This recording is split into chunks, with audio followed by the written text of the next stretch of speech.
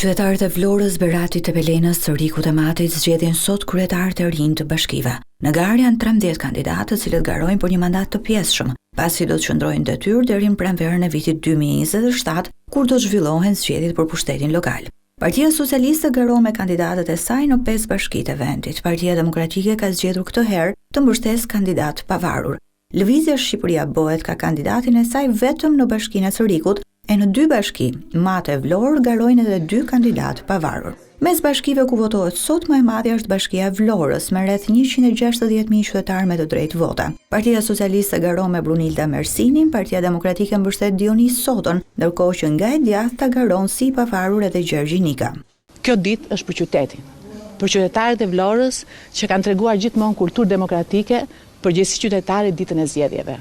Uroj që ata sot votojnë me zemër, me mendje dhe me përgjegjësi qytetare, për më të mirën e Vlorës. Sot janë vetë qytetarët e Vlorës sovrani i qytetit të tyre dhe i ftoj që të gjithë që të vinë të votojnë dhe të zgjedhin djalin e tyre, opsionin e tyre më të mirë të qytetit të Vlorës.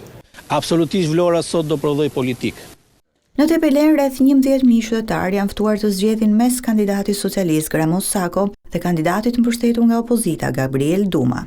Sapo votova në fshatin tim të lindjes këtu në Vic dhe u bëj thirrje gjithë banorëve të bashkisë Tepelen të dalin masivisht në votime të shprehin vullnetin e tyre të lirë. I bëj thirrje të gjithë tepelensëve të dalin dhe të votojnë masivisht. Në Berat, 74.000 qytetarë me të drejtë vote do të zgjedhin sot mes kandidatit Partisë Socialiste Ervin Ceca dhe kandidatit pavarur Pavlo Shkarpa. I bëj thirrje të gjithë qytetarëve të Beratit të bashkojnë këtij procesi, të drejtojnë drejt kutive të votimit dhe të shprehin vullnetin e tyre. Jam shumë i lumtur, por i bëj një thirrje gjithë qytetarëve të Beratit dhe të kurorës time që të dalin në votime me dashuri, pa eksese, pa probleme. Në Sërik janë 35.000 qytetarë me të drejtë vote. Në këtë bashki garon Florenc Doka në emër të Partisë Socialiste, Amareldo Hoxha që ka mbështetjen e Partisë Demokratike dhe në emër të Partisë Shqipëria Bëhet garon Eligert Hima.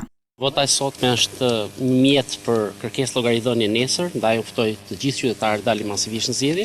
I bëj thirrje qytetarëve të Sërikut të votojnë masivisht, sepse është drejt ligjore të votojnë, shprehin mendimin e tyre.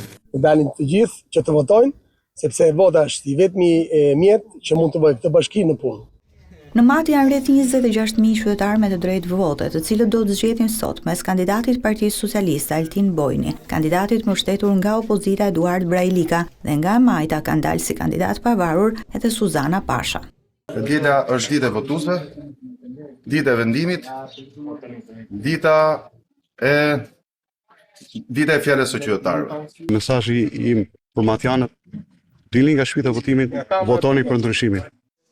Zgjedhjet në 5 bashkitë e vendit mbahen për shkak të dorëheqjeve të kryetarëve që morën mandatin në majin e vitit 2023. Drejtuesit e bashkisë Mat, Tepelen e Berat dhanë dorëheqjen pasi u zgjodhën deputet Partisë Socialiste. Ermal Tredha dha dorëheqjen nga bashkia e Vlorës se do të shkojë ambasador në Zvicër, ndërsa kryebashkiaku i Sërikut dha dorëheqjen në shtator pasi u emërua ministri i bujqësisë.